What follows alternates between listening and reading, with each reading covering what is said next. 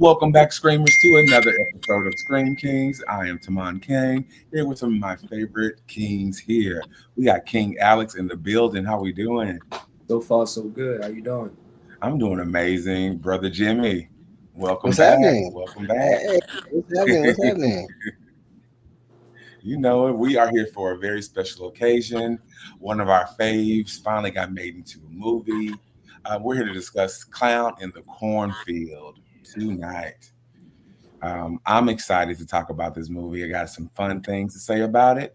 But as usual, make sure that when you guys turn on those notifications, share, like, subscribe to Scream Kings. We're here every Wednesday this month talking about some cool topics.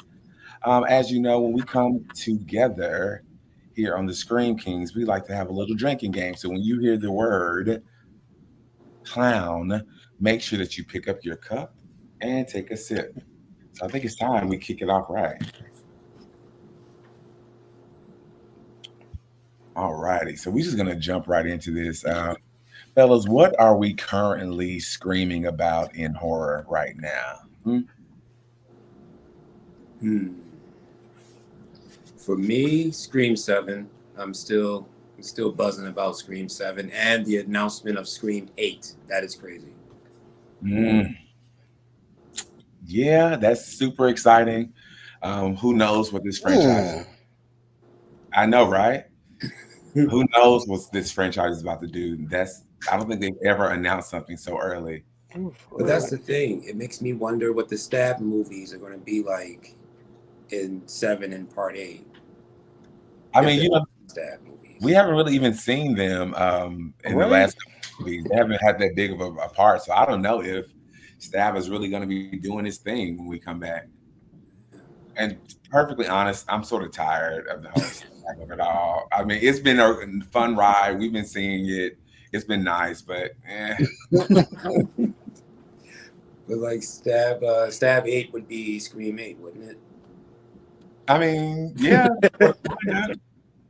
sort of, kind of. I'm excited to see the returning cast members from Scream Six under the direction and under the writing of Kevin Williamson to Yeah, see who will make those characters more enjoyable, even more enjoyable, and how he's going to use them in the story. So I'm excited for that. definitely. That's a good point. Mhm. And for Gail to be around. So anytime Gail is around, we're good to go. Hell yeah. Question is, do you think it's time to kill one of the final two OG members?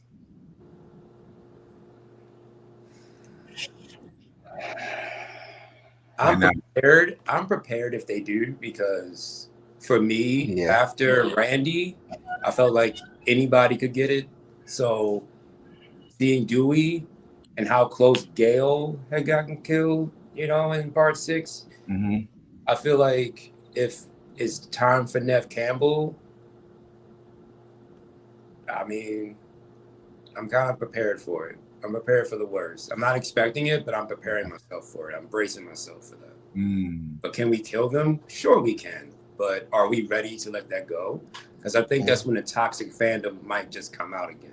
Oh, it hasn't went away. It hasn't went anywhere. What about you, Jenny? Is it time to kill them? Thank God. Wait.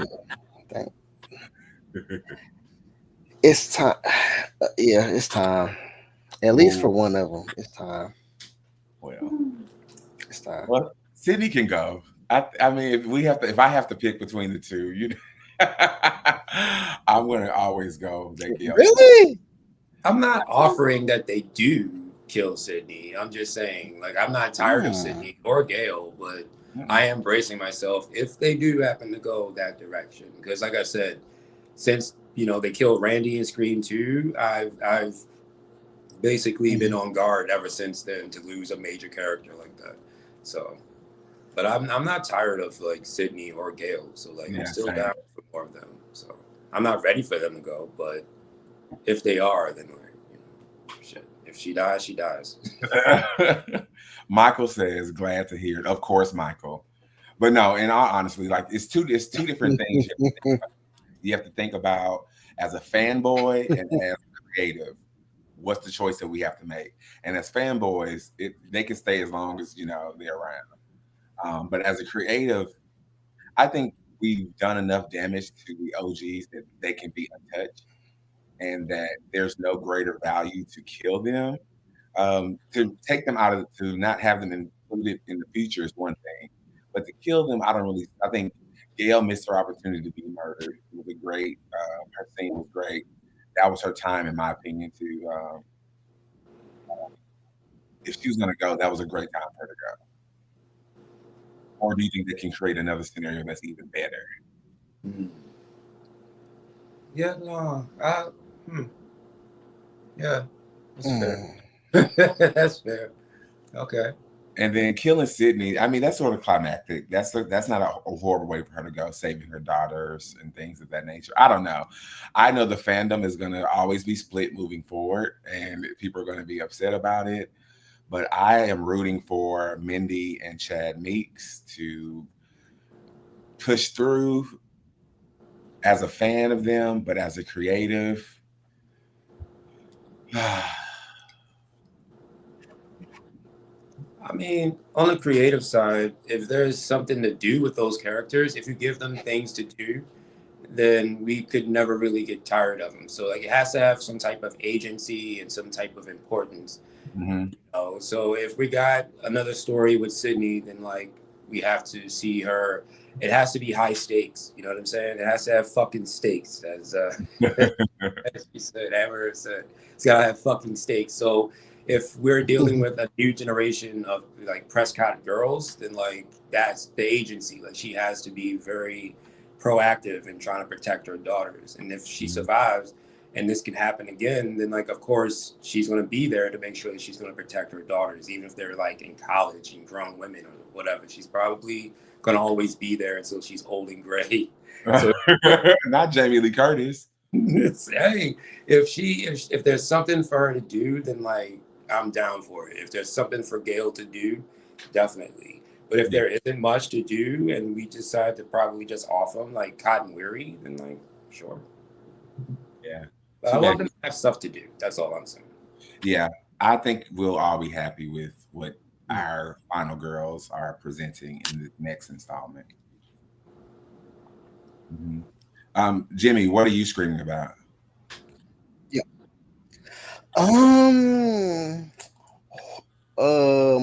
Horror wise, I am definitely excited for Ready or Not 2.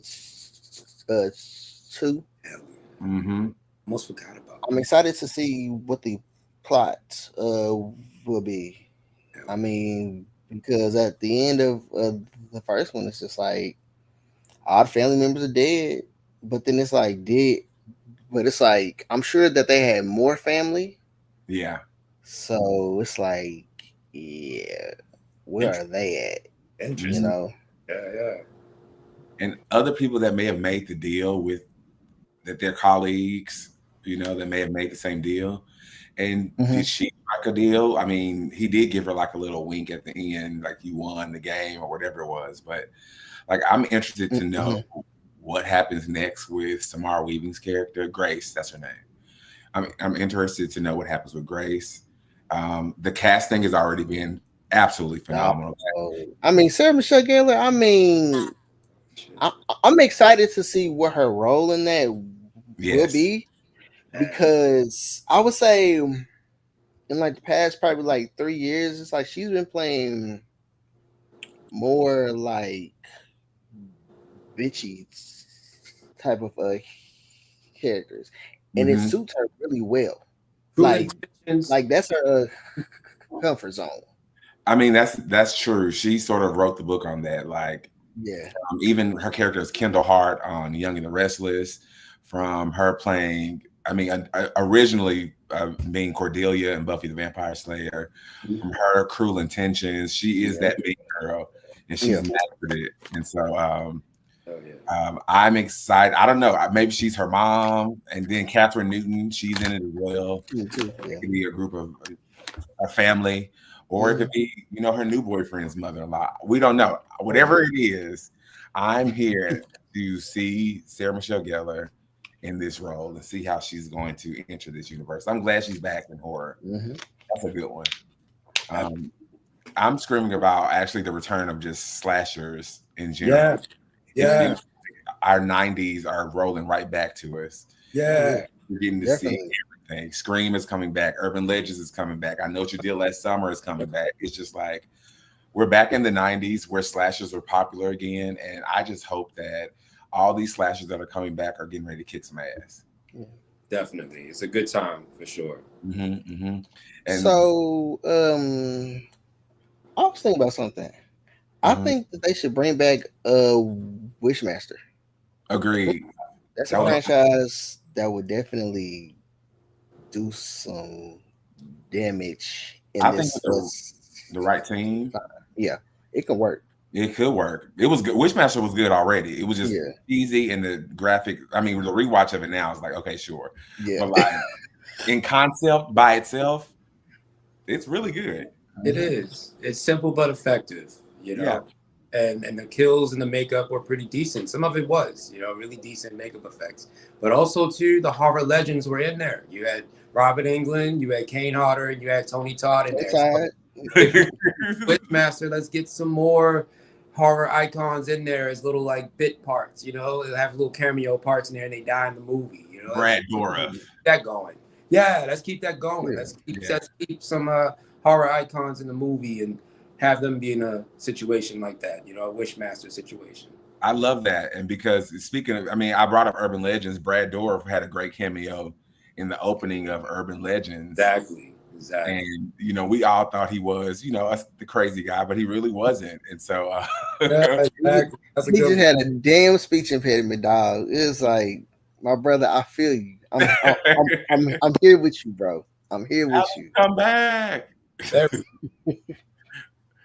Absolutely. And so he couldn't even tell her what he was trying to tell her, but she was, I get it. If I was her, I'll probably be trying to do the same thing. Get out of there. Yeah. But I'm looking forward to Urban Legends. I'm looking forward to I Know What You Did Last Summer. Heard a lot of cool things about this project.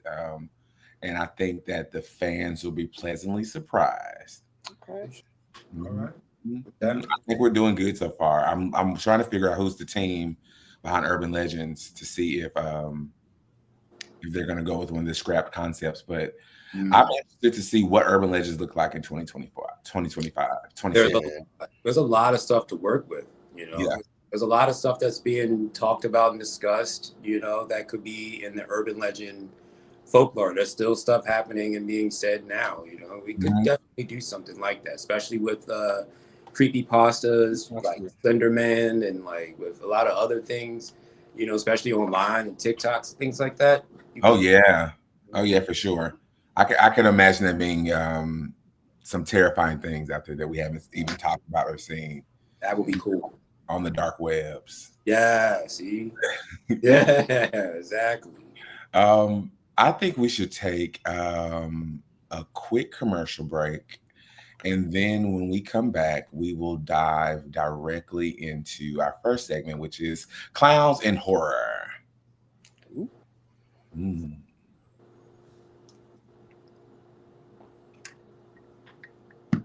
This part pissed me off when I was watching it. They get away from the killer and they like close the door and lock the killer inside. And now they're just having this moment like, hey, how y'all doing? You want to go get coffee after this? Or thanks for saving my life and all that kind of stuff. And then the killer hacks through the door and then they scream. We know that trope in horror. We know what's supposed to happen when you close the door and wait too long. It just felt a little cheesy for me too in that moment.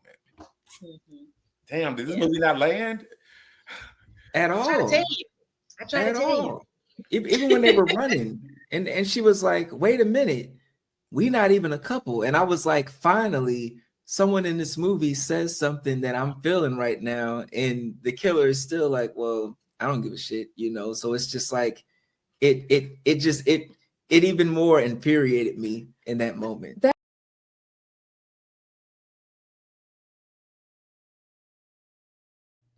And that was our Heart Eyes review. Our Heart Eyes review.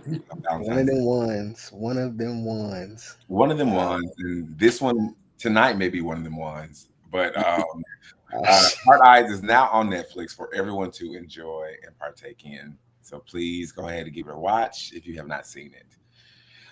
Let's talk about a little bit of clowns in horror.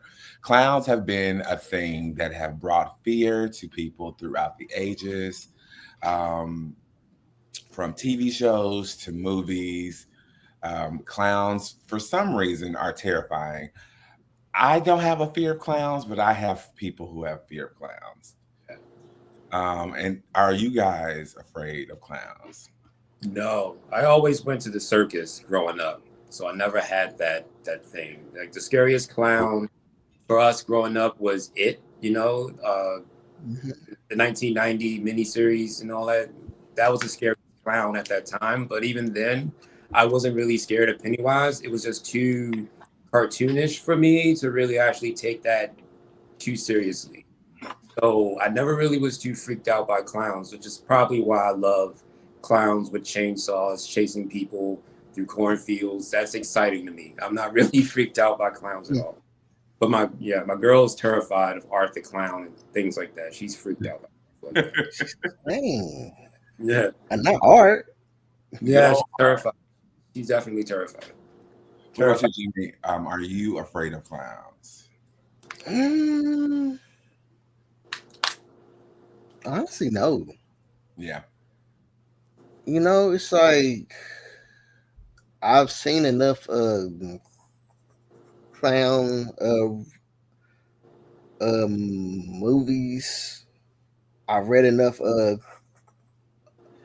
horror themed clown books.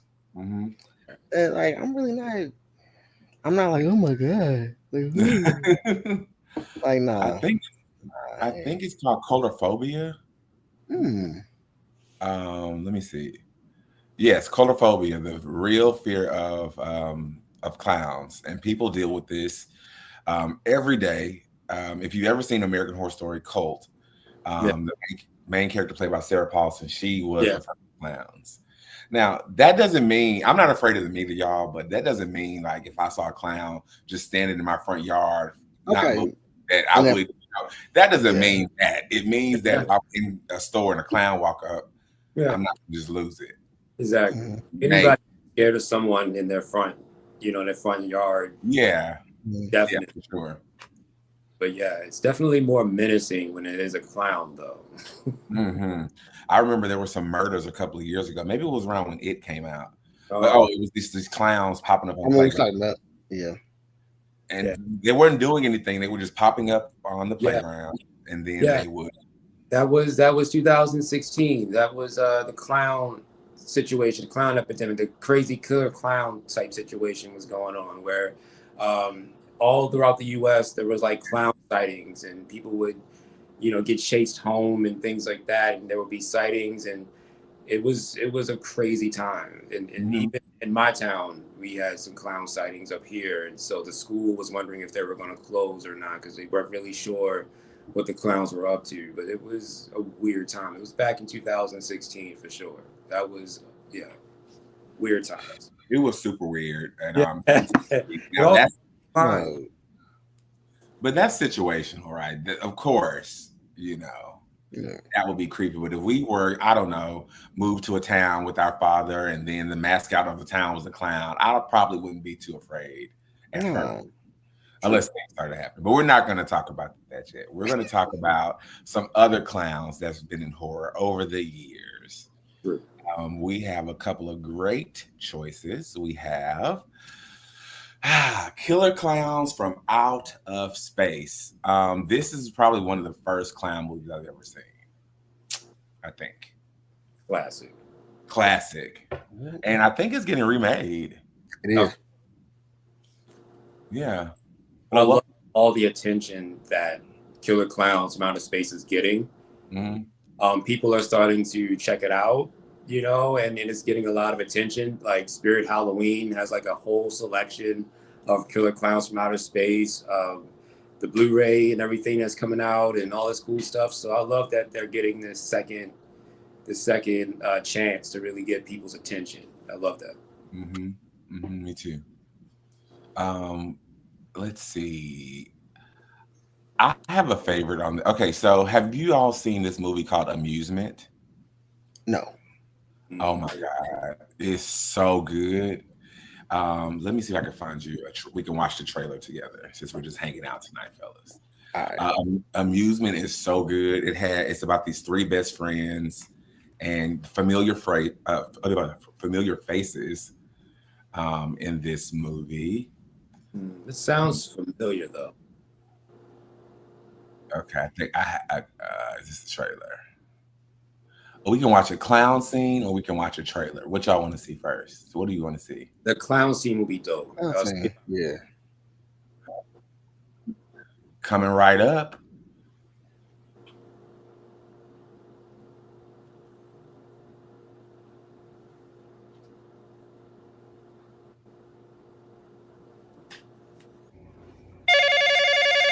Always a phone call.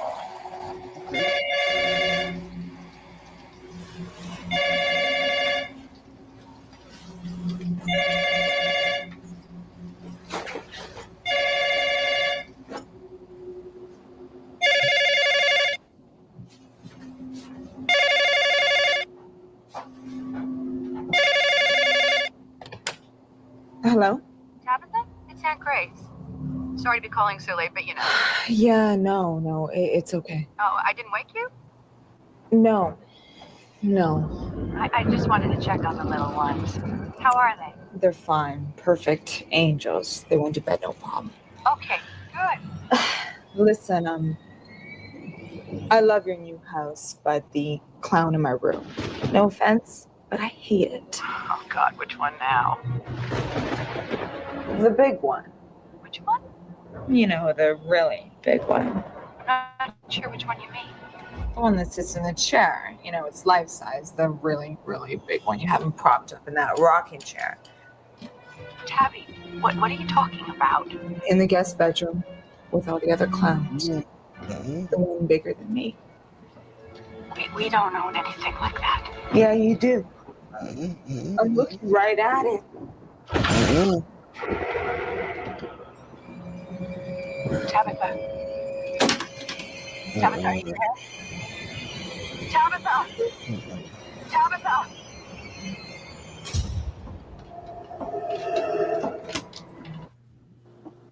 Yeah, cool. Yeah. All right.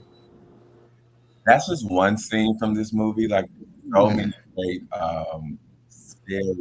scary moments. Nice. Amusement. When did that come out? It came out in. Hold on, I'll tell you.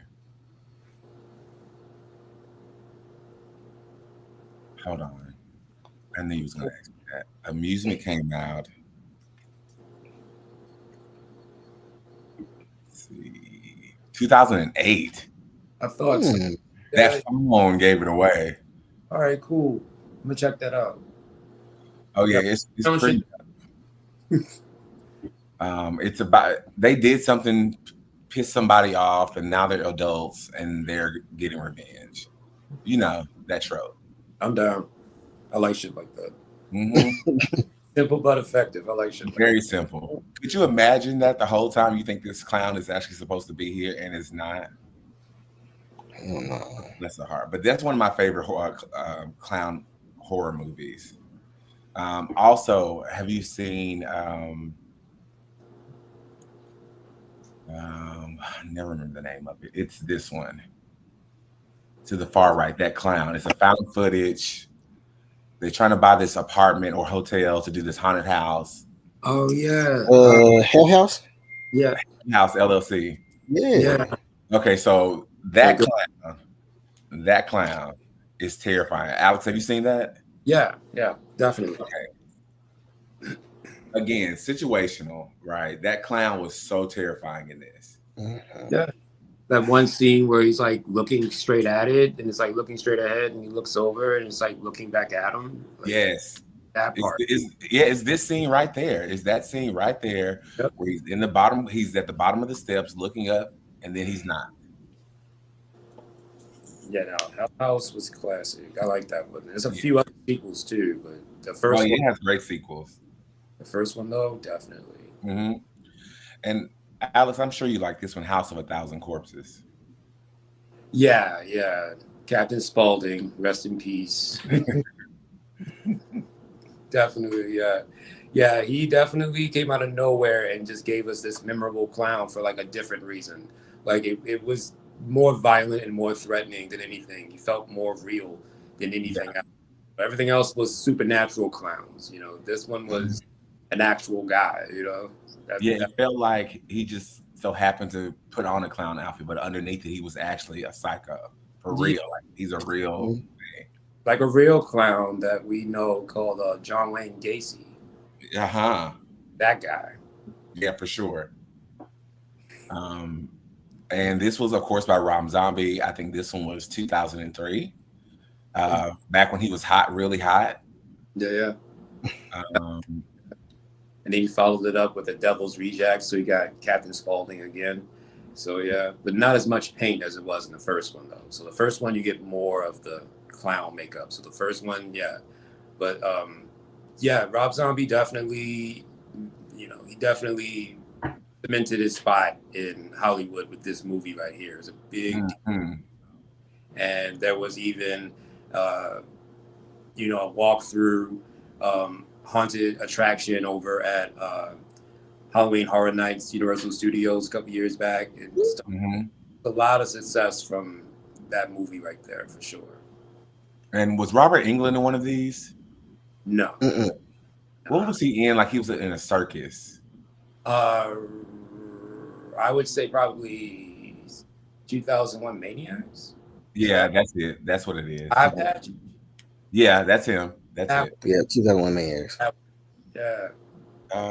Okay, let's move over to a new up and coming king in horror, Art the Clown from Terrifier. Yeah. Oh, Art.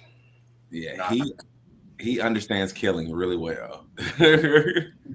It's so gruesome, bro. I haven't seen Terrifier 3 yet, but the first two definitely cemented his spot as like a horror legend already. Yeah.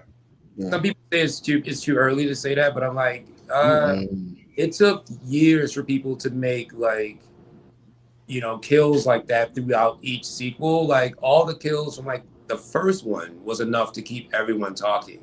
And then the second one, you up it, you just take it to a whole different level with the sequel.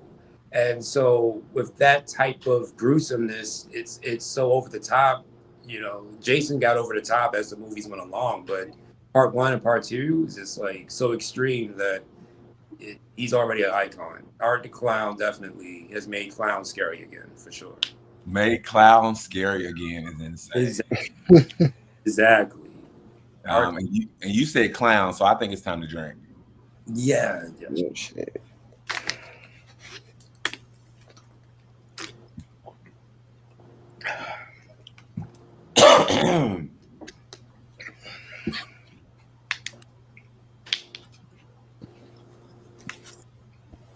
All right, and last but certainly not least, I think probably is more popular in mainstream. Pennywise. Pennywise was made popular from his first set of movies with Stephen King, and then he came out in later years in like 2018, 2019, I think. I can't really remember, but 17, yeah. 17, yeah. And then now in this year or next year, we're getting Welcome to Derry, his origin story. Are we excited for his adaptation for television? Yeah, I'm down. They've been talking about it for a while. I'm curious to see what they do. I mean, yeah, anything with Pennywise, I think is going to sell. I think it's going to bring a lot of attention, and especially with the first two movies. You know, I mean, not the first two, but you know, the last two movies that they did definitely made a lot of money, like box office draw. So yeah, I'm curious to see how it goes. I'm definitely checking it out. Yeah, we may cover it. You know, if it's good, you know, and worth our time and expertise, Now we may get on here and talk about Pennywise's origin story. Um, I'm actually impressed with. I don't know why I'm blank on everything today. On who plays Pennywise currently? Bill Skarsgård. Yes, Cosmo. Skarsgård. I'm actually impressed that he's coming back for the TV show, and I'm impressed that he sort of is like he's a scream king. I would say for sure. He definitely transformed himself into different villains. Yeah, very well. Do you think he has he could play Freddy, or is that too much chip? That's too much. That's too much chip. Okay, that's too much dip, dog. Yeah, that's enough. So give it to somebody else. Yeah, because he's played Pennywise. He's played Nosferatu. Yeah. Oh, it's like, bro. Yeah. And everything. He's after horror icons. You gotta take it from him. If you want to play Freddy Krueger, you gotta take it from him. That's what you gotta do. Exactly. Bill Skarsgård said, "I'm lining up to play Freddy whenever y'all ready." You know, I actually think the guy from You, Penn Bagley. I think he would be cool to play Frederick. I have never heard that suggestion. I've never heard that. Yeah, I think he would play dark by like bringing more emotion out of it. Like if we give him more to do instead of just making him just a villain. Like if we gave him something to really work with, I think he might be down, and it might be pretty cool. Yeah, I can see him in like the origin part of Freddy Krueger. Yeah, that's what I'm saying. And also Evan Peters, I think he has the range as well to pull it off. As if he do that shit. I mean, you know, he said he's not playing dark characters anymore. Yeah, exactly. Yeah.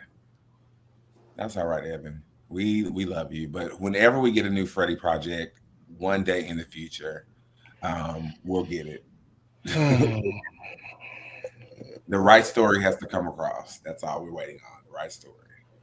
I think Robert Englund has some good ideas. I think he needs to write that out there. But instead of Robert Englund playing Freddy, I think that he should. If it's not Wes Craven, then I would say Robert Englund. Who else? You know, he has some cool ideas for a while of what he could do to bring Freddy back, and I just feel like he should probably write a script and get that out there. That's just what I'm saying. I think he might come up with something really cool. Yeah, I know he said he's not playing Freddy again. I know those days. But like, he pitched some really cool ideas for like. Yeah. I've heard some of those ideas, and I just feel like he could do something. Maybe a writing partner or something, or just something like that. But him behind the camera, like involved in a Freddy project, I think would be pretty cool too. I think that would be cool. I think that would be cool if he was behind, like working with production. Yeah. Even help doing some directing, but like he should be a part of helping find the next one. I miss back in the day when they used to do like TV shows for everything. We're doing a TV show to find the next Glee star. We're doing a TV show to find the next, American Idol, obviously. But it will be so much fun to see a TV show, to see a brand new face take on Freddy. Right. And not Bill Skarsgård, since y'all hate him so much now. I don't hate him. I don't hate him. He just he taking up all the roles. Damn, bro. Could Freddy be black? On his grind, I gotta give it to him. That would be sick to see another like Freddy Krueger come through, because since a lot of slashers are coming up, the OGs, man, like Michael's still doing his thing, and Leatherface is supposed to be coming up with something else too coming soon. But Jason and Freddy, they've been dormant for a very long time. So like, if we can't get a Jason movie anytime soon, what's the hold up with Freddy though? Like, what's that about? From the last thing I've heard is that the family is taking pictures, and that's been for 2 years. So that's been like 2-3 years. Exactly. That's all. Probably 5, bro. I said it's like 5 years. That's all we know. There's been rumblings, but nothing that's shaking. But as far as like Halloween, that's crazy, because Halloween got another project greenlit already. So yeah, he's gonna be around forever. It's just Freddy and Jason that we're kind of iffy on right now. With Leatherface, even in, Leatherface is back in the mix. Michael Myers never stopped. He keeps going. He never stops. Exactly. He's gonna always be around, and I think that Crystal Lake will be interesting to watch. That too. It's not a Jason movie, so we have to go into it understanding that it's not going to be that. But I think it's going to be something interesting. I'm excited to see what comes up. A24 is doing it, so that should be fun. So we'll get more into the psyche of Pamela Voorhees. Yes. Yeah. Bring it. Mm-hmm. Absolutely, and that's what I'm interested in. I think it's time that we go to another commercial break. And when we come back, we will discuss Clown in the Cornfield. So stick around and we'll come right back. See the town of Briarfell. Nothing new, nothing special. You're a witch, I'm a pixie, our best friend's a werewolf. It could get bad. Stop fighting your instincts. We need to end this.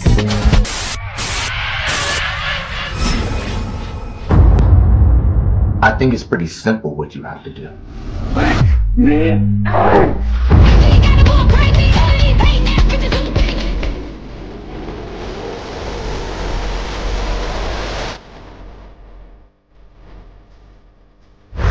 How did you find out about your powers? Something happened. Lie to me again and maybe you'll find out.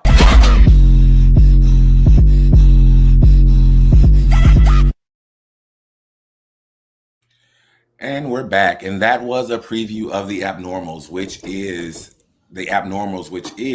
a web series by Kingz that his production company Skip Studios is producing. So make sure you check that out and be ready to enjoy. And now what we've all been waiting for is to talk about Clowns in the Cornfield. Let's take a sip as we dive in.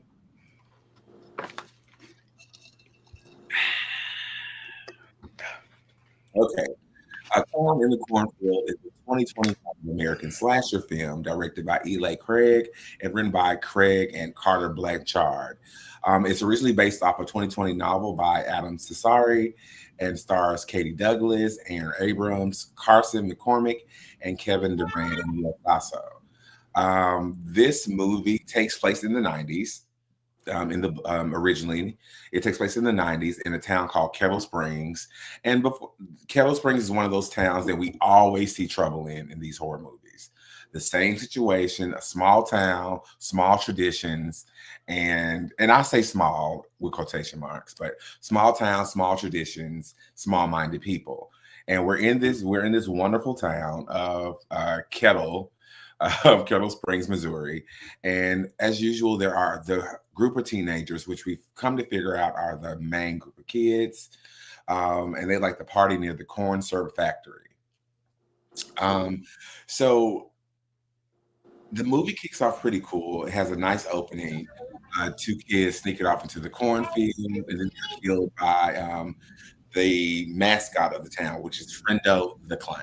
Friendo. Good old Friendo. So that's the opening, typical horror opening. Execution, how do we feel about the opening? Did it draw you in? Did it give you that scream opening that you need to love this movie? Or was it just blah? I mean, it had the right idea. Yeah. It had the right idea. I just felt like I wanted to see more. So, like, seeing the girlfriend get killed first, I think would have been, that's the guy.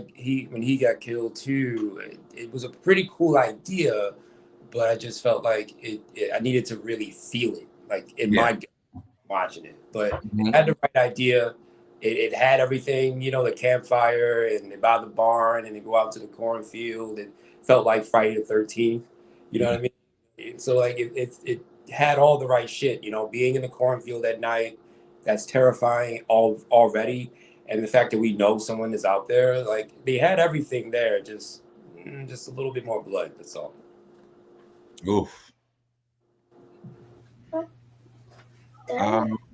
I thought it was too fast. I actually blinked and it was over because I pressed play. I was watching it and then I went to the restroom and I came back. I was like, oh, wait a minute. This thing is actually over already. Hi, Jamie. Thanks for stopping by. We are talking clown in the cornfield. So this is a spoilery conversation. So for those who are watching, please understand that we will be spilling all the tea about clowns in the cornfield. Yeah, I thought I had, oh, you're right. I thought it went by too fast. And Too fast. I don't know if we're spoiled because when what we consider slasher and bringing us into the slasher, and I hate that we keep talking about this, but it's Scream Kings. Of course, we talk about Scream, but it's just like nothing makes it. It's just it wasn't there. It wasn't there. I didn't care what happened to these characters. I didn't care if this was actually just a TV show somebody else was watching. I don't know what was happening. I came back and people were screaming and people were dead, and then boom. Here comes the intro. I mean, the main character. Yeah. The main character, her name is Quinn Maybrook. Played by, I think is Marty. Oh no, Katie Douglas. Katie Douglas. We are introduced to our new protagonist, our new final girl, our new Scream Queen. And when watching her, I felt like even from her first intro, everything was just so stereotypical.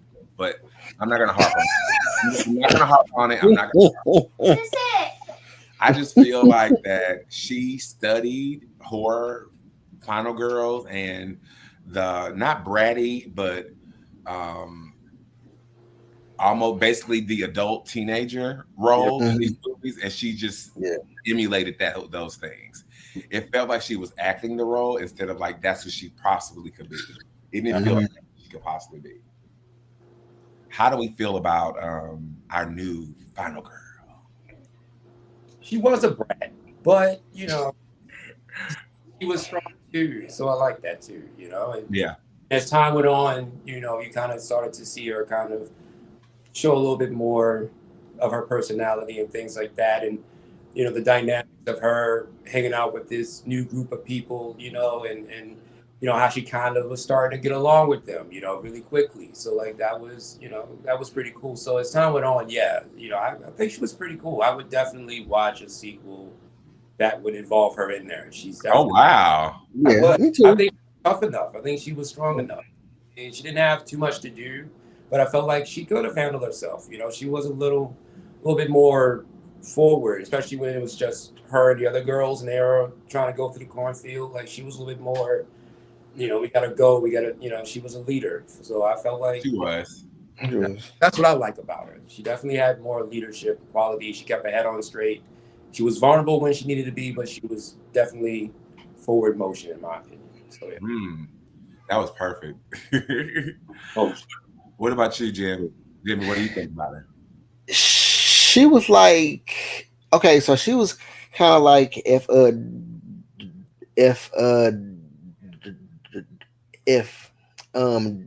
Daria was in a horror movie. Yikes. And I think Daria would actually kick ass as a final girl. She'd be so witty and so funny. It would be great. It was like Daria make a horror movie. Yeah, that would be dope. Yeah. But you know what? That was funny too because she was sarcastic. She was witty. Maybe I just give her a hard. I'm giving her a hard time. It just felt like she was acting, which she was, but she was a strong anchor to this movie. She was feisty. She fought a little bit. She did lead her friend group to try to help them all survive. So, and she had a pretty decent scream. So you're right. She was vulnerable. Speaking of the friend group, we're looking at the three main females in the group, and this is Janet and Ronnie and Quinn. And then we also know that we have Cole and Tucker, and I think there's one more.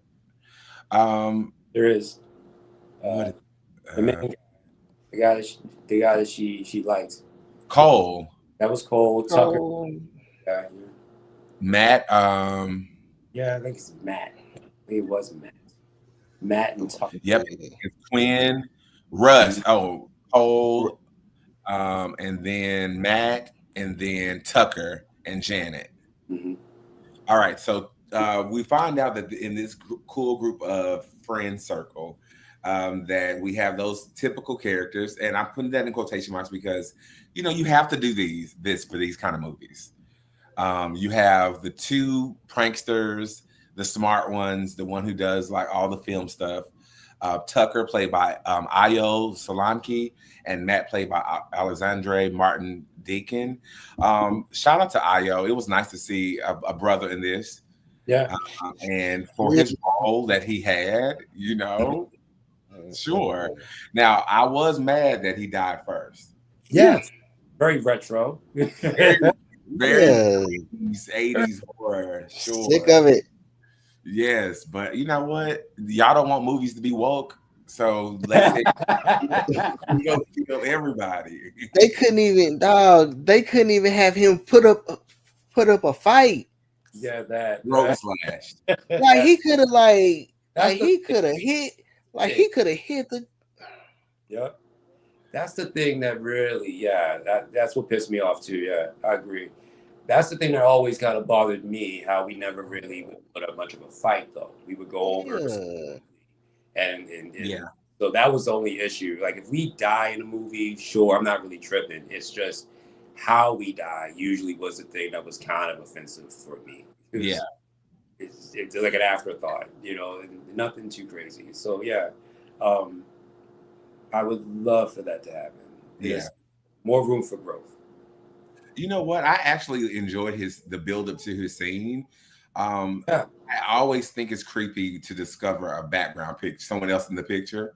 Mm-hmm. And that was the little plot device they used when they were showing the picture or the video, actually, of them pranking the new girl, the main kid, Quinn.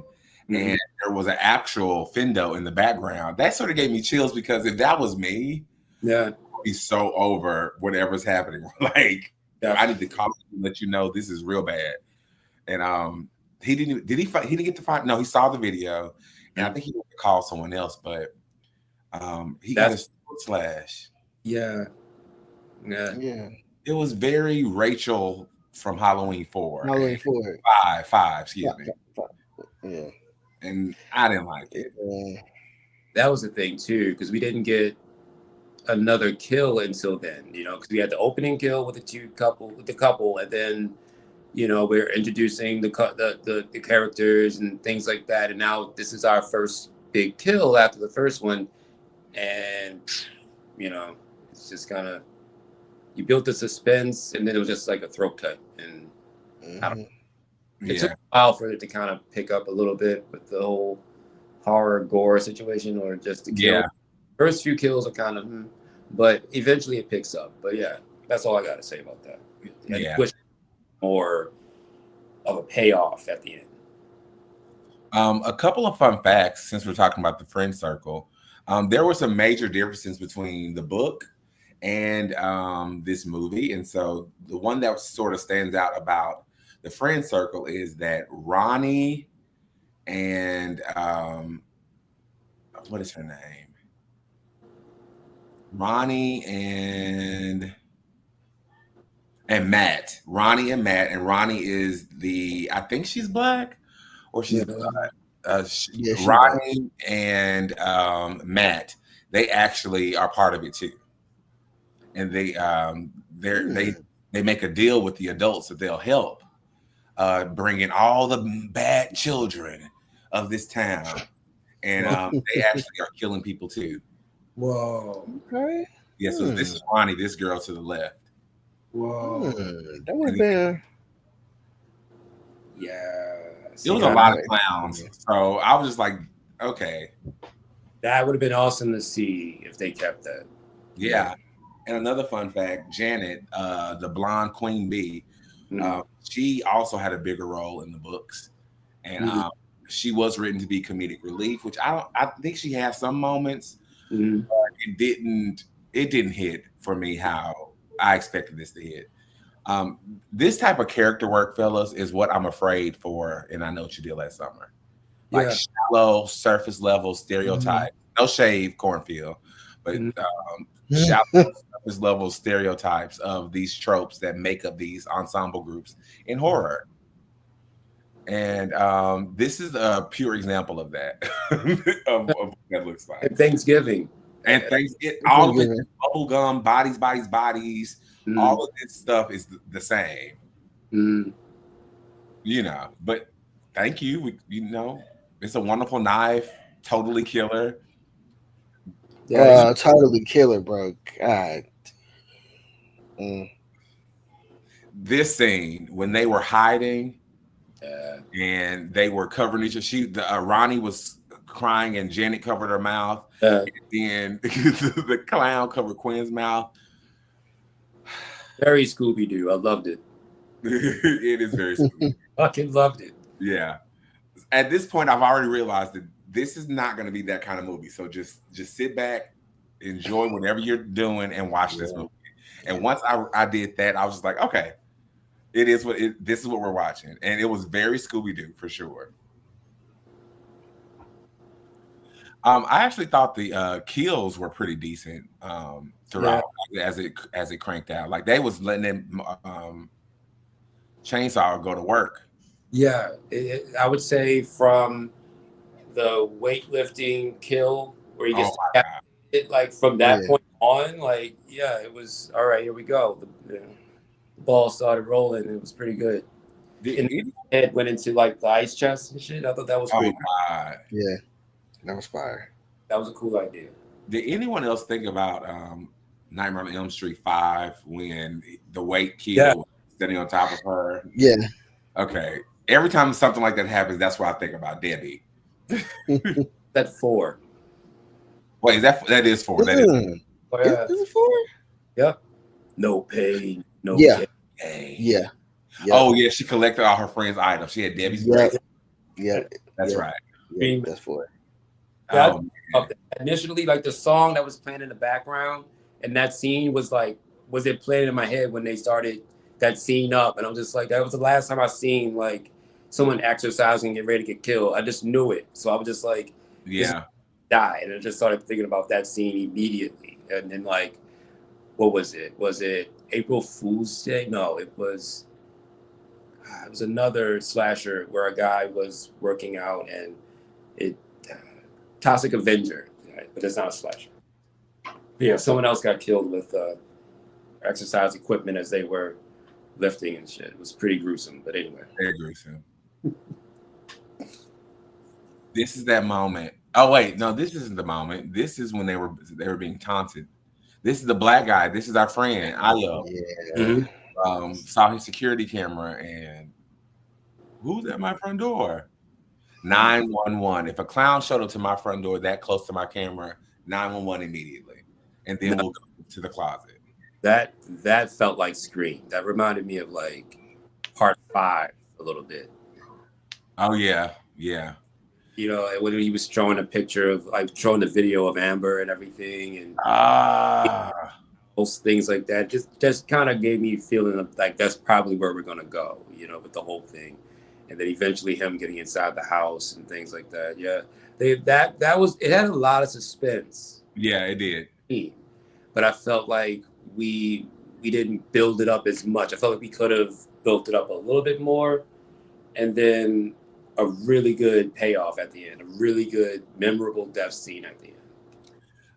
I think the problem for me was I didn't care about the characters, and so just nothing just ever landed. I mean, I could see this on paper being really cool. Yeah. But like there wasn't enough care. And I don't know I actually can find out the budget for this film was $1 million, bro. Wow. Okay, there's no excuse. That's actually cheap now. Like that's it is cheap. It is cheap. What we got, it could have been better. I mean, I guess they spent all their money on casting the guy from Mad TV to be in this film, who played that same. You know what? There's something about these towns that get under my skin, but I know it's such a good story that can be told in those towns. Because so it really towns like do exist though, like a whole town. They do exist on the same thing. You know, there's sundown towns where like people are on the same page, where they all don't like something or agree with something, and they all do something about it collectively, or they're all on the same page with just, you know, what they accept and what they don't accept. And so it like, sounds like Elm Street. Yeah. Evil dies tonight. Jesus. Maybe it's this town since it's stuck in the 90s and the 80s because the kids were like, we're sick of this shit. Yeah. We're sick of y'all old asses. We're sick of y'all up here telling us what to do. You know nothing because you're so old. It's something about, you know, it's something about that time, the 90s, in these type of towns to where families will get together and be like, this is wrong and we're going to boycott. Yeah. And we're going to kill this person who got off from a technicality. You're out of it. Burned you alive. Well, I know back then it was like 91, 92 in the movie. 91. So like that's around the time when like grunge is starting to come through a little bit. So that was the, you know, the counterculture of the early 90s at that point. You know, everything was becoming more grunge.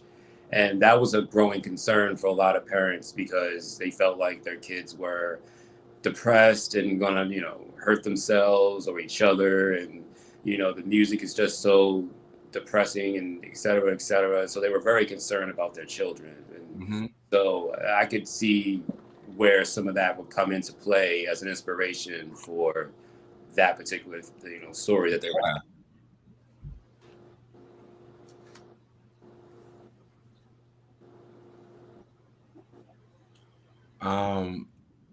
what was it? It's 10 o'clock. Do you know where your children are? Yeah. All of that started in the 90s. For real? Yeah, that started in the 80s. Yeah, the 80s for sure. It was the 80s? Yeah, my mom remember that shit. Yeah, that was the 80s for sure. The 80s. We definitely were in the house before. No, millennials were definitely in yeah, we're definitely in the house by the streetlights. Yeah. No, millennials definitely. With my ass. And even come on, with my ass.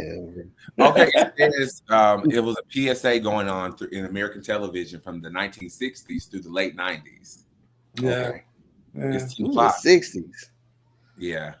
Yeah, that makes sense. Well, you remember the 60s? Nah, but I read some things. I think we're all 80s babies, right? 90s. 90s. 91. Okay, that's close enough. That's close. Yeah. I think she said something in this movie that made me think. She was like, what was it? It's 2026, 2025, and this 2025, and 40 years above that is the 80s. And so he was trying to explain something to her about the 80s, and she was like, "Do you remember the 40s?" I was like, "Oh shit, that 40 year above us is weird." yeah, listening to Eric B and Rakim, right? Right. No more 80s rap. She said the 80s is closer to me as the 40s are to you. Right, yeah. Which is fair, which is honestly very, very true. Which is scary to think about. Damn. No, 1940s. Never mind. There's people who enjoyed that period. There's people who enjoyed it. That's what I'll say. That's what I'll say. Just give me the jazz music. That's it. That's about it. That's all we got for you. And I guess a little bit of Sinners. Okay, so we move on in the story. We introduce to the friend circle. We know the formula. The friend circle. We got the comedians, the jock, the bitch. We got all the roles taken care of, and the following best friends. And as this come up to the 100th Founders Day celebration for the town's festival, I'm not going to get off this bandwagon. We have I Know What You Did Last Summer, South Croker Festival. We have We have Thanksgiving, the Pilgrim thing. Pilgrim Festival. We have all these things. And don't get me wrong, it sounds so much fun if we were in these places to like, we just happen to be in Southport. Mm-hmm. And we get to go to the pageant and all those things. And then people die. What a great time. But this is barely her first week in this place, and she gets detention. All of that, the teacher, all of that was pissing me off. I was like, I get it. They hate these entitled students, these kids. Yeah. So I thought the teacher was a killer to begin with. Mm.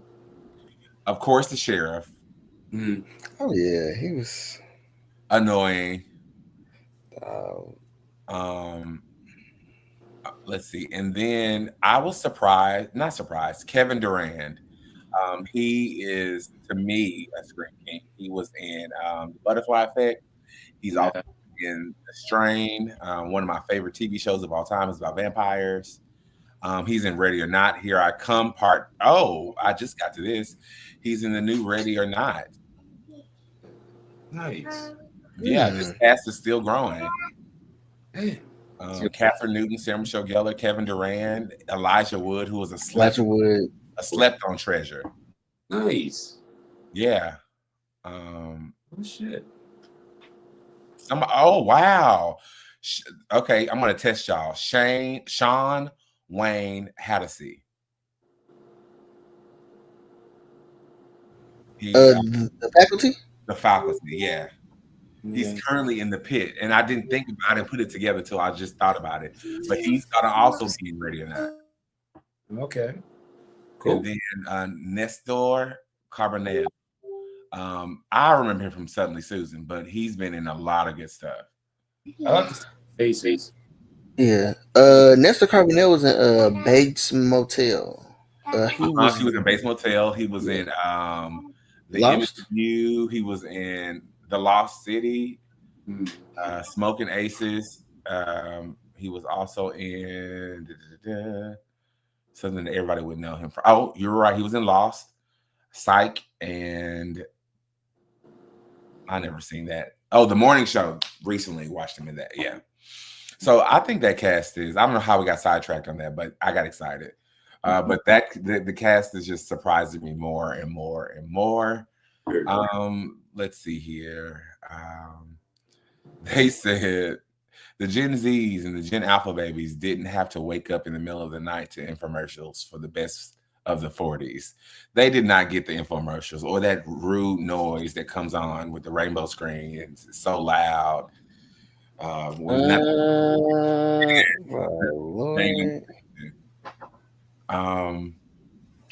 Did we have any favorite characters in this Cornfield movie? Bro, I'm gonna be honest. I know that I gave it 3 out of 4, but I feel like on my rewatch, it's gonna go down to a 2.5. Probably. Yeah, bro. It was just like off of the first watch, it was like, it was cool. Like it wasn't like spectacular. It was cool. Mm-hmm. But a favorite character? No. What about you, Alan? Favorite character. I mean, the dad was pretty fun. That's my favorite character too. Yeah, he was pretty funny. He kind of gave a little bit of a light type of vibe to it, but he also knew how to handle himself when he also knew how to handle himself when it was time. You know what I mean? So yeah, no, he was one of my favorite characters. What I like about it overall is that it definitely gave me autumn vibes. It definitely the October fall type of vibe going on. I would definitely watch that again around that time so I can get the feels for that again. The cornfields and the parade and all that stuff. Just it felt like fall. Like I love it. Around that time. In a positive note, yeah, it felt good in that aspect, right? It gave us that horror element that we wanted. It did so much in all of our movies, and I don't know if this is a spoiler or not, but that's what we're gonna get in Scream 7 too. Small town, small town fall, nice type of thing. Nice. I don't think that's a spoiler, but Nice. it'll be interesting to see that franchise shift into really a Halloween territory of that small. I mean, Woodsboro was there. Woodsboro was that too, but Woodsboro, yeah, Woodsboro was that for sure. Especially in, what was it, part 5? Because it was definitely like little pumpkin like that was outside. So like it already had a Halloween vibe to it. I noticed like pumpkins and things like that in Scream 5. Yeah. Mhm. Yeah, even Scream 6 was like they had a Halloween party. Right. So, Exactly. Exactly. but I love the small, and I'm complaining, but I actually love that small town feeling in these movies. It feels real. It feels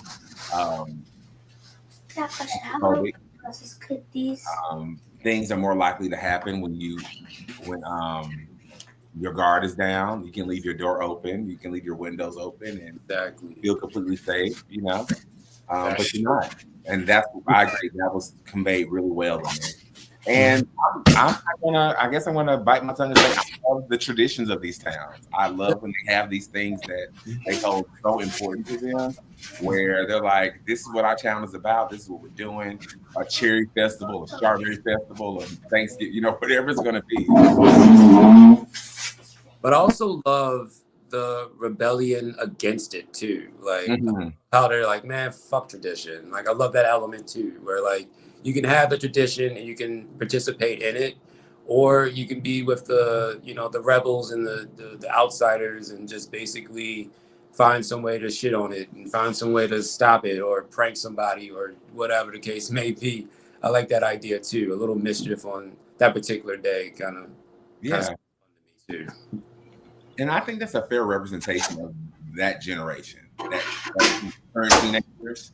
I think that's Gen Zs and Gen Alphas. I think that's how they are about everything. Like, why are we doing it? It doesn't really matter. Why are we doing any of these things? So, well, I mean, that's always been, you know, a teenage thing, no matter what generation. I think there's, I would say, from the 50s onwards, like after the boomers, always trying to find the ledge and always trying to question authority, question the rules, question society, question what are the norms, question everything. Like it's always been some type of youth movement and some type of youth rebellion against, you know, tradition and small town values and things like that throughout history anyway. I think it's just cool to see Gen Z kind of do that, you know what I mean? Gets, you know, that type of thing, because there's always been rebels. You know, Gen X love to think that they're rebels. You know, boomers, of course, they're just rebels as well. And so it's really cool just to see that type of rebellion that Gen Z and Alpha is as well. It's just, cool. I want to see more stories of them rebelling against society as well. That's what I'm down for. It's giving Footloose. Yeah, definitely Footloose. Definitely. It's definitely giving Footloose, and that's okay because that's entertaining. Right. And you know what's funny? I know you said not generationally, but let's go back to the 90s. Like I know what you did last summer. Yeah. Helen's character, actually all four of them, but Helen, she was about, I'm doing this pageant, I'm gonna win this pageant, I'm gonna be, you know, the croaker queen, all those things. She was embracing it. Versus this generation, I mean, at least this iteration of them, they're like, we don't care about none of that. Even the queen bee in this, because they had a parade. Yeah. And they had a girl on the float in the parade, and even the queen bee wasn't even interested in any of that. And that's the thing too. There was certain moments throughout that movie that kind of made me think of certain other moments from other horror movies as well. You know, that just, I don't know if it was done outright or it was just kind of subliminal or whatever, but it just has certain elements from other horror movies that I enjoyed that kind of made me like it a little bit. Yeah. I mean, I feel like it did certain things that I liked, that was right, but I just felt like I wanted just a little bit more oomph to it, just a little bit more. But I think maybe that's the point. I think maybe it's kind of like a step up from like Goosebumps, a step up from like Are You Afraid of the Dark? Or something. Dark. Maybe something like a tween would probably go and see, honestly. For sure. Yeah. for gorehounds like us, we're a little bit more advanced. So like I feel like this would probably fit for like maybe 12, 13, 14-year-olds. The shit that we probably would have been watching around that time. They kind of get started, I guess, or just fun out with friends. We'll watch something and we'll probably put that on or something like that. But yeah, I feel kind of entry level for some of us. I feel like it was almost criminal for this to go to the theaters. I feel like this should have been a streaming movie. Yeah, that's a good idea. It's a Shudder movie too. That's why I was just like, why didn't you put it online? Because it should have just been a Shudder movie. Yeah. Like all the way through. This it shouldn't have been a Shudder movie to go to the theaters. Yeah.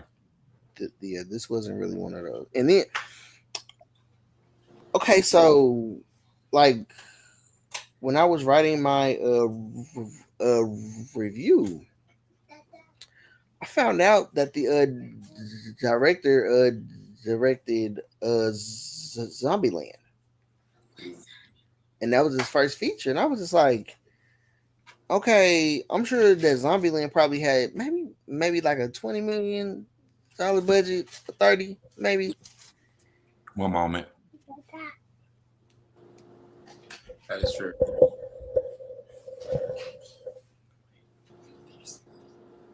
Eli Craig. Yeah, that's Tucker and Dale, right? It is. Yeah, Tucker and Dale. I like that movie. That was pretty good. Zombieland had a budget of $23.6 million and made $102.4 million. And then Tucker and Dale, it had a $5 million budget. So I'm like, damn, bro, like. Oh, he did Little Evil too. I remember that. I remember it. Yeah. And it's just like, dang, bro. It's like, what happened? Not what happened. Just that budget though, just $1 million though. I mean, like, I get it, I get it. I mean, the cast saved them budget, but I don't know a bigger budget in cast would have made it more entertaining. I feel that. It probably would have pissed me off more because I expected what I got based off of. And that's not fair to say, right? But I'm just going to say it. I expected what I got based off the cast. And I think they did a great job. I think they had fun, which is a huge part of it. Definitely. What about Rust? I want to talk about him. He was like the town, him and Cole had this underlining storyline that felt really random to me. But Russ was like the townie. He's the one who was their same age, but I didn't feel like he was in school, but he walked her to school the first day. But it was given that he just works at the gas station. Just because he's tall, that's why. Tall and white, and he had on overalls. He's a redneck. He's a very tall farm boy, basically. I'm surprised he lived. That should be playing football. That's what he should be doing. Yes, but he's just going to school because I'm going to school. Sash need to be in football. I'm sure the coach tried to recruit him a couple times. Yeah, no, Cole, he seemed like a gentleman. He seemed like he was pretty cool, a little introverted, a little bit quiet, but he seemed pretty really relaxed. For me, being the the horror fan that I am, like I realized I'm like, you're not going to make me think that he's the fucking killer. We're not doing that. Like, I don't care what you try to do. Yeah, you're playing with us. Like, I know better than that. Like, he's definitely a red herring in this situation. So I just kind of look past all that shit and realize I'm like, he's just a quiet dude. That's it. But he's not a killer. He's too tall for these killers too. Because there were certain moments where I was sizing up the killer, and the clown didn't have that same stature that Russ had. So I already kind of ruled him out as, just a regular. Those people trying to say, how could she be Ghostface? Because I've seen Ghostface, and that doesn't look like Ghostface. Yeah.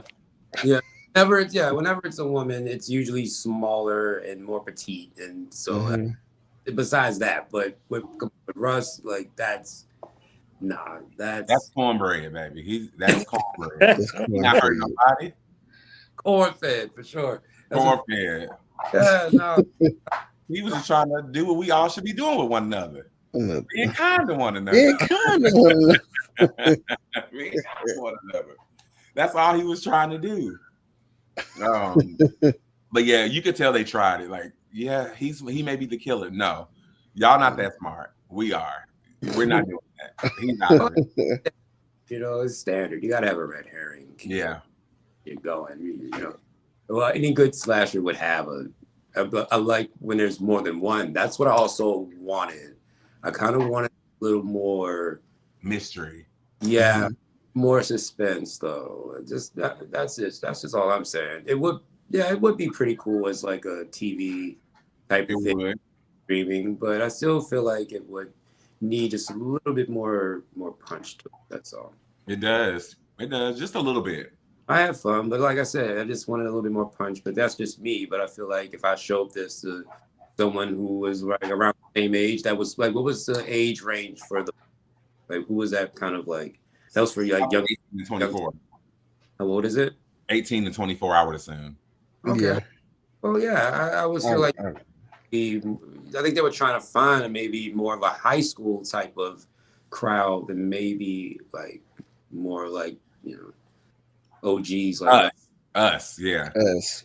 That's true. That's very true. And you know what, that is it's weird to me when I hear people who love Scream, like the newer kids, how much they love Tara and Sam.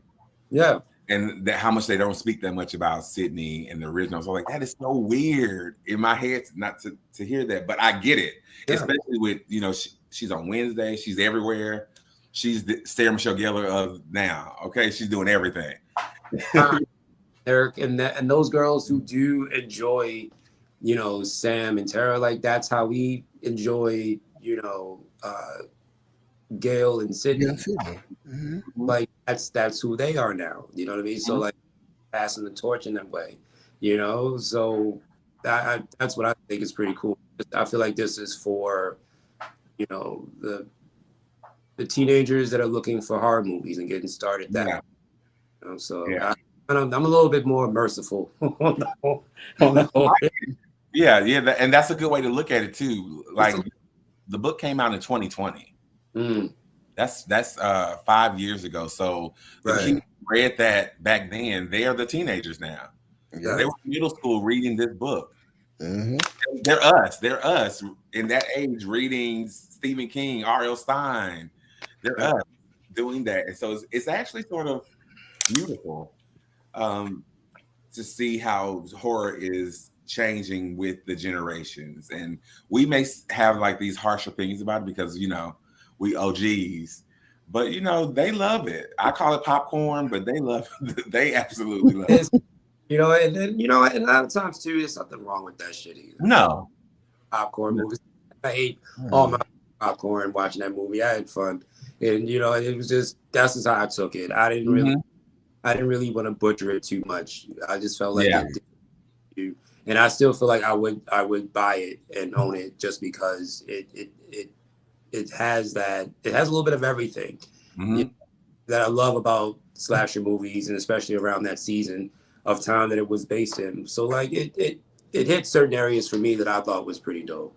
All I'm saying is just, you know, I could have used a little bit more than that, but there's going to be some more stuff coming out that would probably satisfy my bloodlust, and I'll be cool with that. but here, it was some pretty good shit. It was some decent kills here and there. You know, it's for sure. It definitely has some of its suspense. I love the twist in this movie too. That's about it. Like, I love the idea that it was more than one. More than four. Exactly. Yeah. So now it's even more, for me, I think it cranked it up on that level where it's more than one. And for me, I love, you know, going to the haunted corn maze and there's killer clowns with the chainsaw chasing you through the corn maze and all that. I love shit like that. So like that scratched an itch for me to see that literally on the movie screen was pretty dope. That's because that's the shit that I do in October and around October, you know, Halloween time. The all saws with the clown mask and all that stuff. So that's what that movie had towards the end. You know, with the barn and all that stuff. Like that idea was perfect. I'm like so glad they did that. Yeah. And when we talked about it, and you were like, "It was fun," I knew what that meant. Yeah.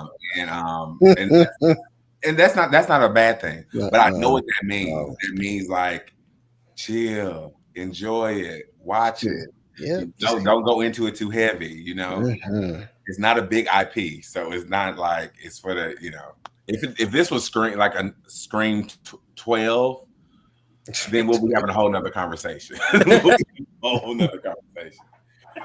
Hell, if it's Scream 7, we're gonna have a real good conversation. I can't do that, but yeah, for sure. So yeah, it was fun.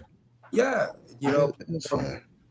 You know, new generation, let them check it out, see what they got going on. And like I said, there's a lot of slashers coming out around this time. So there's a whole generation of people that are coming up on these slasher movies that honestly we came up on. So that's fucking trippy, right? Mm-hmm. Like, you know, there's another Scream movie coming out. I remember like renting Scream for the first time, you know, word of mouth from like Blockbuster as a kid, like me and my mom. I mean, so like to see that there's a Scream 7 coming out and there's like a little Sydney running around out here. It's fucking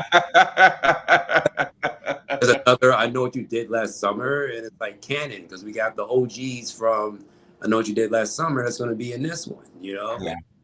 I remember seeing that, you know, renting that from Blockbuster. So like there's a whole new generation that's going to see that. And then Urban Legend, like what? That was another one that I grew up watching as well. That was a great chase scene with Tara Reid. Like that. Oh my God, yeah.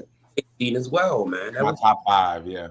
And it was all on the radio too. That was perfect. Brilliant. Perfect. Now lightning can't strike twice, right? No. We'll see, but you can get really damn close.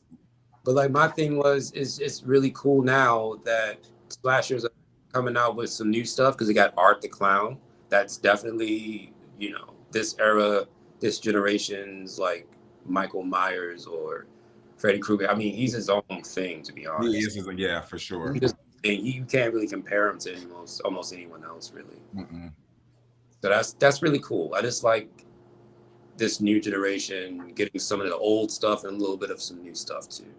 Yeah, because like they're seeing these movies, Scream 7. Wait, I haven't seen 1, 2, 3, 4, 5, and 6. Absolutely. Well, come on over. I'll pop some popcorn, get some. We're gonna watch all that shit. All of them, one setting. We're gonna have a great time. Gonna get you ready. Not one setting. Yes, sir. I can still do that to this day. If someone told me they have never seen those movies, it is my pleasure to introduce you to all 6 of them. Exactly. At least the first 3, but definitely going to introduce you to all 6 of them. Yeah. So like there's new Final Destination coming out, and like I remember the first one. Like it went all the way up, you know. So the fact that there's like still stuff coming out and it's from, you know, our generation, and it looks pretty decent, right? Like it looks exciting, interesting. So like that's the thing about it. So it's a really cool time. You're gonna be basically in a theater with like, you know, Gen Z and maybe a little bit of Gen Alpha, maybe, you know. But it's a family reunion. Yeah, exactly. It's gonna be pretty dope. And it's funny that you say that. Next week, the Scream Kings will be back talking about Final Destination. That franchise has been through ups and downs, but for the most part, good. Those first 3 were wow. Yeah. So I'm excited to see what's happening in this one. If you want spoilers, I'll DM you directly. But I'm excited to see what happens in this one. I'm excited for the plot. Give me a good plot, and I know it is, but give me a good plot, and we're gonna do it. Okay. Favorite kill of Clown in the Cornfield. Let's pause for a second. Actually, let's do a quick commercial. Come back. We're gonna do final thoughts. Clown in the Cornfield. Yeah, I need to drink too, and we'll be right back.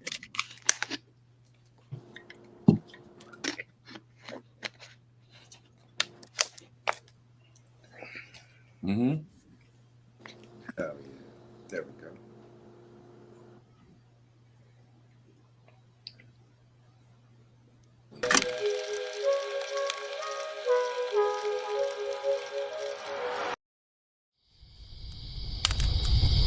So, you guys want to hear a scary story?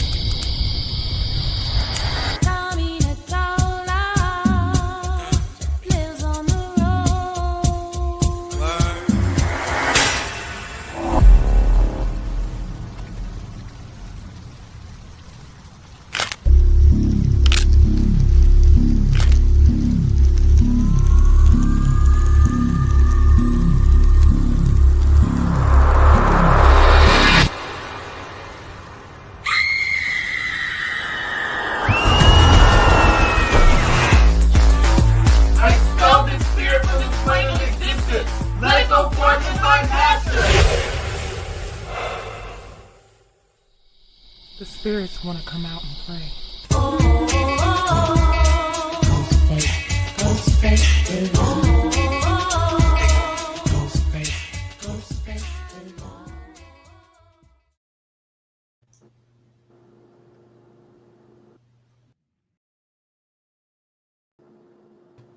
And we are back.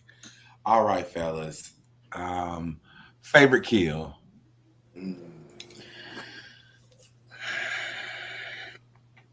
I'm going to say the pitchfork kill and that one the sheriff and and the mayor when he gets hit by the car. Oh yeah, that was good. Those three. I liked. All right. It wasn't so much of the actual kill was pretty cool because they had the the weightlifting scene, like the decapitation. It's just what I thought was cool was the head falling into the ice chest and it closes and shit. I thought that was a really good 80s. So 80s. Yeah. I thought that was like the execution takes Manhattan. That one and the pitchfork one was pretty cool too. The one with the blonde girl where she gets like lifted up to the ceiling, and then she still had the pitchfork in her, and she takes it out. Sorry. Yeah, that was pretty cool. Yeah, as the chase scene and all that good stuff from like the party onwards, I would say that whole third act really was pretty good. Yeah, for sure. Mine was Ronnie's. When she was running through the cornfield, he just picked her up with the chainsaw. Yeah, I was like, "Oh, this shit is going." Now we're at the end. I get it. Yeah, that chainsaw scene was intense. I bet that was fun to film. I mean, not the chainsaw, but the running through the cornfield. I bet that was fun to film. This whole movie looks actually fun to film. Exactly. I would love to get that on DVD, Blu-ray, and hopefully there's behind the scenes, footage on there, and I can get interviews and things like deleted that. Scenes. Yeah, definitely. Commentary, maybe. Not sure. I want all. Is there room for this story to continue?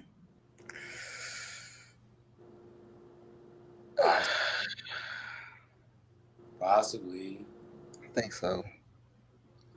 Possibly. If there's any, I guess, relatives of any of the killers, maybe. Yeah. And it's so many that you could do that. Mm-hmm.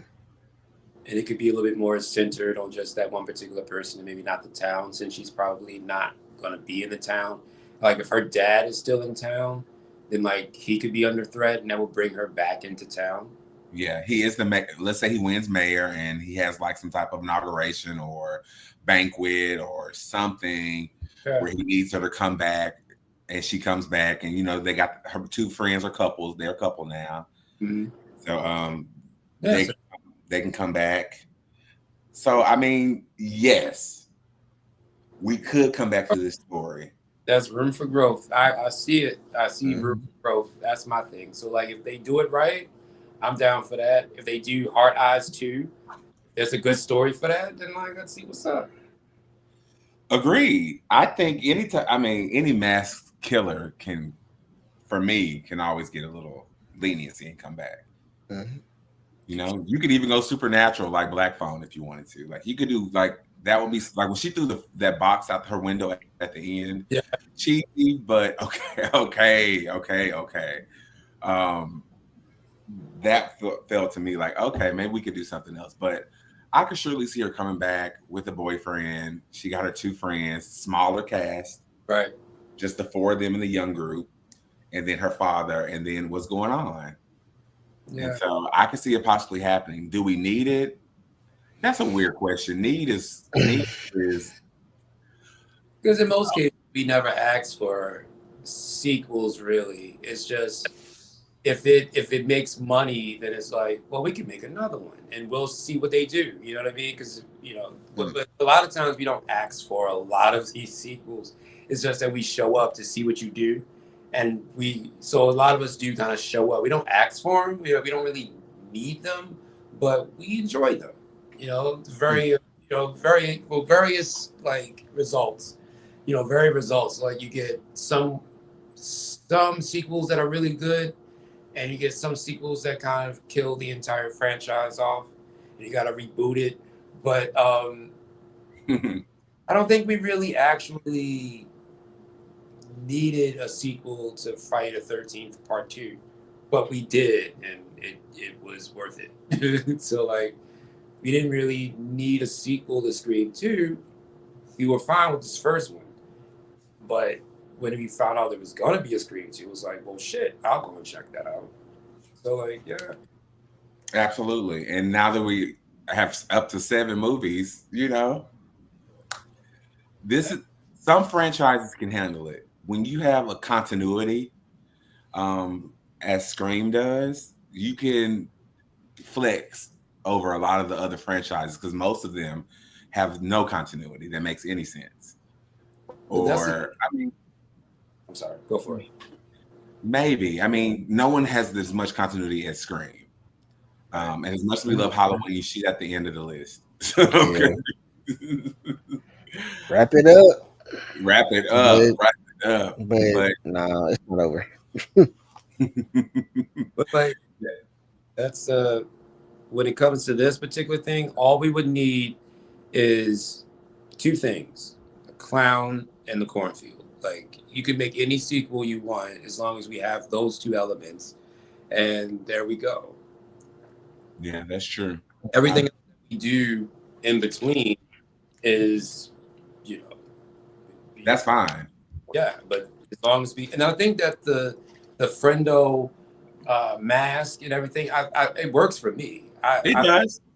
That's what I want to talk about. I think in the costume, and I love that the feet actually have like a sound effects to it a little bit when he walks around. So like, it's the right amount of cheesiness that I enjoy about it. And so like, I feel like it's a memorable enough killer that we could bring it back. Like, I could see that probably being at Spirit Halloween for this year Halloween. Like, Friendo might pop off. It might be, he might pop off. Maybe just with one movie.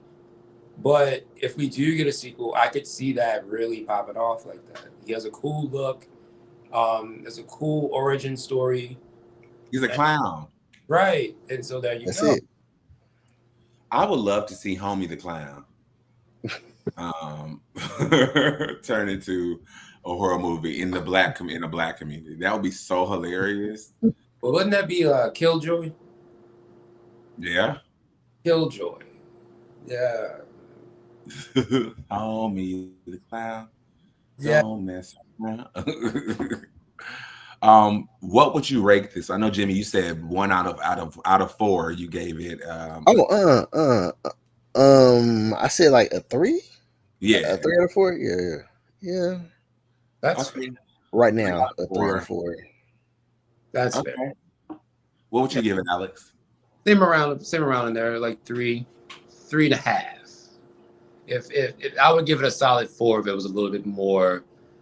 A 4?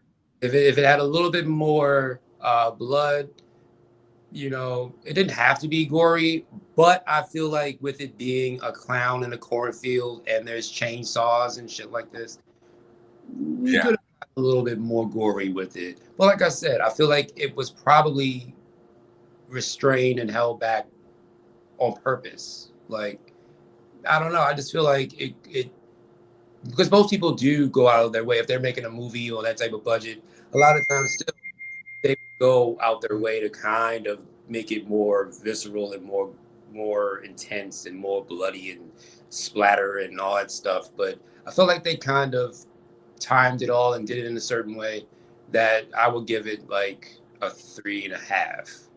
4 if it was a little bit more suspense, a little bit more horror. But yeah, 3.5 is fair. Okay, so if I say 2.75, I don't want to get any hate mail for this. God damn. I mean, out of 4, it's rough. Like, I probably will give it 2.5 stars, 4 out of 4 stars, and that's only because it's not bad. It's not bad at all. If this was something I took more seriously, I could probably go really bad on this score, on this ranking. But I want to give it a 2.75 because I thought that the father was really great, entertaining. He seemed like a cool dad, and he fought for his daughter, and he's running for mayor. He seems very smart. I'm just a little down about some things, and normally the blonde girl would have been the character that I like in these movies. Yeah, I didn't really care, but cannon fodder is part of slashers too, so it's not like I can hold that against this movie. So I'm gonna do 2.75, and that's gonna be my final judgment for not Killer Clowns, but Clown in the Cornfield. If you have not seen it and you guys are watching this, make sure that you go and watch this movie. Understand it for yourself. Give your own opinion. We're just 3 horror guys who study this shit and just want to give you guys our opinions about it. Okay. But you can find us here on Wednesdays on Scream Kingz, talking about all type of horror stuff. I am Tamon Kane. Like I said, you can find me here on Scream Kingz and on Scream Queens and on Geeking Out. And Alex? My name is Alex Arson. You can find me at Horrorflix and Chill on Instagram and on YouTube as well. You can find me at Photo Jimmy, pretty much everywhere, and I just talk my shit about movies, TV shows, music, and yeah. Yeah, you sent me a fire playlist, and I appreciate that. No problem. Again, thank you guys for tuning in to Scream Kingz, and we will see you next week as we talk about Final Destination. And on that note, we will